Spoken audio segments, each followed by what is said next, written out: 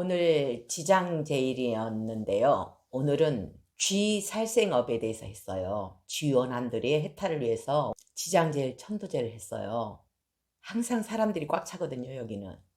인연 따라서 오는 쥐들도 있고 그냥 마음으로 불러들여서 오는 쥐들도 있고, 그래서 이 쥐들을 위해서 지장제일 천도제를 하고 법문을 했어요. 쥐에 대해서. 전에 제가 경험한 쥐에 대한 이야기예요. 제가 시골에 살 때 굉장히 쥐를 잡는 장면을 많이 봤어요. 아버님도 잡고 어머니도 잡고 마을에서 방송해가지고 약 타러 오라고 해요. 그럼 그 쥐약을 곡식에 버무려서 쥐들이 죽는 장면을 많이 봤거든요. 이 쥐들이 원한이 얼마나 크겠어요. 인간 입장에서는 인간에게 해로운 그런 존재지만은 그들은 무슨 죄로 농약을 먹고 고통스럽게 죽어가야 되겠어요.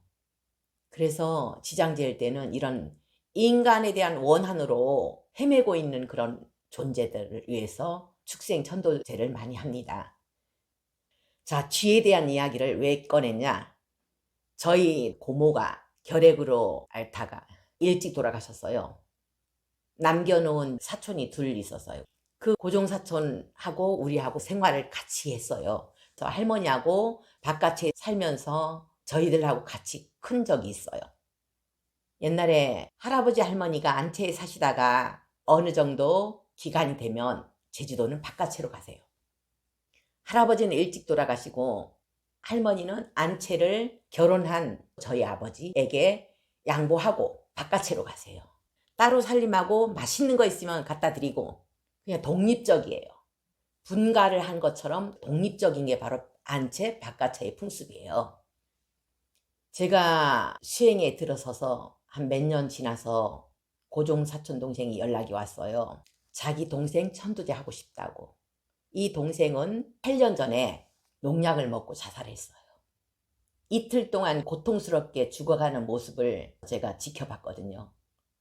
그래서 그라목손을 먹고 자살하는 게 아니라는 그런 생각을 하고 있었어요. 5월 달에 해달라고 해서 날을 잡아놨는데 갑자기 연락 와서 6월 6일 현충일로 미루고 싶다 하더라고요. 그때가 좀 한가롭다고. 그러고 나서 제가 꿈을 꿨어요. 그 바깥에 고종사촌이 살던 바깥에 부엌이 있어요. 그 부엌에서 쥐를 많이 잡았거든요. 부엌에 이렇게 쥐약을 넣으면 쥐들이 굉장히 많이 죽었었어요. 쥐 2마리가 그 부엌에 있는 거예요. 한 마리는 이렇게 웅크리고 있고 한 마리는 천장까지 난리 피우는 거예요. 저 쥐를 잡아야 되겠는데 머리 깎은 스님이 살생할 수는 없고 저 쥐를 어떻게 잡지? 이렇게 고민하고 있었어요. 고민하고 있었는데 갑자기 돌아가신 고모가 나타났어요. 방법이 있대요. 어떤 방법이에요? 이렇게 물으니까 기절시키면 된대요. 그러더니만 손가락으로 이렇게 까딱 하니까 쥐 2마리가 기절하는 거예요. 이거를 까만 비닐봉지에 싸주면서 멀리 갖다 버리라 하더라고요. 그래서 멀리 갖다 버리는 꿈을 꿨어요.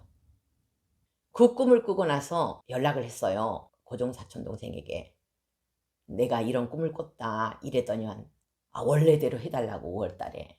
아무래도 빨리 해야 되겠다고 이러더라고요. 그래서 천도제를 하는데 그때는 제가 배우는 입장이었고 천도제를 주관하는 스님이 따로 있었어요. 그 스님이 저한테 이 모든 방식을 가르쳐 준 거거든요. 그분이 갑자기 뒤를 돌아보면서 우리 고종사촌 동생 보고 보살님 언제부터 어깨 아파요? 이래 질문을 하더라고요. 얘 8년 전에요. 그러니까 요 동생이 죽고 나서부터 어깨가 아프고 등짝이 아프는데 죽겠대요. 어떤 방법도 안 통한대요. 밤 되면 더 아프대요. 너무 고통스러워서 밤에 잠을 거의 못 잔대요.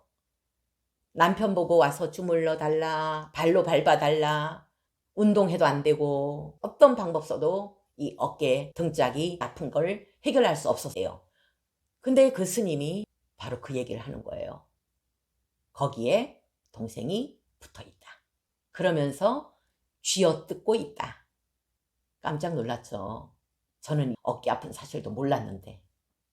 그러면서 사연을 얘기하는 거예요. 전생에 이 자매는 언니는 동자승이었고 동생은 동네 처녀였다. 이 동자승이 처녀를 짝사랑한 거예요. 혼자 쫓아다닌 거예요. 동네에 다 소문난 거예요. 창피하다고 자살해버린 거예요. 그게 전생이래요.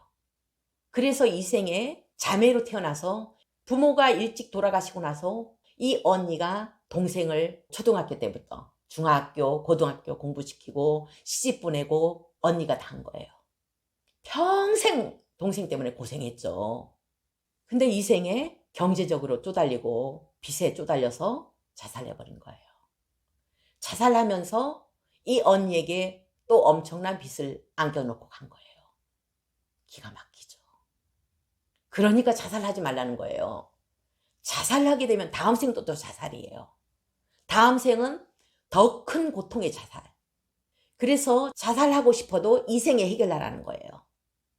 그 사연을 이 스님이 다 얘기하면서 전생에 이런 관계였고, 그리고 죽고 나서 언니 등짝에 붙어 있다는 거. 천도제 하고 나서 다음 날부터 감쪽같이 그 증상이 사라진 거예요. 이상하다. 이 시간 되면은 더 아픈데 안 아픈 거예요. 지금 세월이 10년 넘었는데도 이제까지 아파본 적이 없어요. 그 등짝이. 그 쥐를 살생한 그 자리가 바로 약을 먹여서 쥐를 살생했잖아요.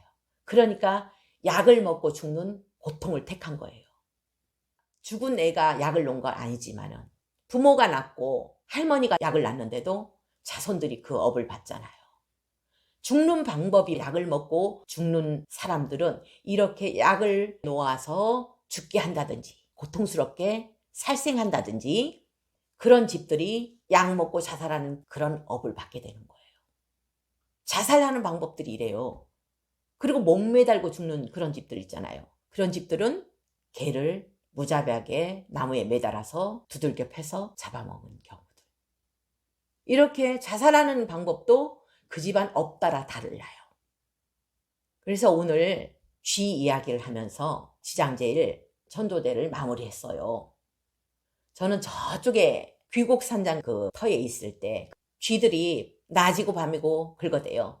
그럼 스치로폴 있잖아요. 이게 막 밖으로까지 나와요. 어떤 날은 망치 갖다 막 두드려요. 시끄럽다고. 그렇게 했는데도 정말 못 잡겠더라고, 얘네들을. 그렇다고 찐득이 있잖아요. 그거 할 수도 없고, 그 다음에 약 놓을 수도 없고, 거기서 나올 때까지 고생하다 나왔어요. 제 업이, 쥐업이 있기 때문에 그런 고통을 받았겠죠. 그러면 어떻게 해야 되겠나?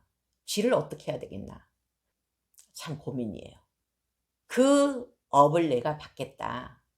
쥐를 잡아서 고통스럽게 죽여서 그 과보를 내가 받겠다는 마음의 자세가 있으면은 약을 놓든 아니면은 본드 같은 거 그거 놓든 잡아야 되겠죠. 저는 어떤 정답을 말씀드리려고 얘기 꺼낸 게 아니고 만약에 잡게 되면 내가 편안한 대신에 그 과보는 받아야 된다는 거예요. 그래서 사바세계는 생각하고 행동하는 모든 게 업 아님이 없고 죄 아님이 없다. 그럼 어떻게 해야 되겠어요? 이 사바세계에 환생하지 말아야 되겠죠. 결국은 내가 저 입장이면 어떨까를 생각하고 행동하고 그 행동의 결과로 윤회에서 벗어나야 되겠죠. 결론은 내가 저 입장이면 어떨까? 그런 마음으로 우리는 살아가야 될 것입니다. 시골에 살다 보면은 참 살생을 많이 하게 돼요. 의도치 않게. 근데 업이라는 건 의도적인 행위를 업이라고 해요. 내가 그걸 죽일 마음이 있을 때 그걸 업이라고 해요. 그냥 길을 가다가 의도치 않게 개미가 밟혔어요. 그거는 의도적인 행위가 아니기 때문에 업이라고 볼 수 없겠죠. 내가 그 행위에 대해서 의도적인가 아닌가를 살펴야 될 거예요. 항상 우리는 부처님이었으면 이 상황에서 어떻게 했을까를 생각하면서 살아가는 게 우리 불자들이고 수행자들이라고 생각합니다. 그래서 우리는 평등성을 알고 평등성을 실천하는 그런 불자로서 생활하도록 해봐야 될 것 같습니다.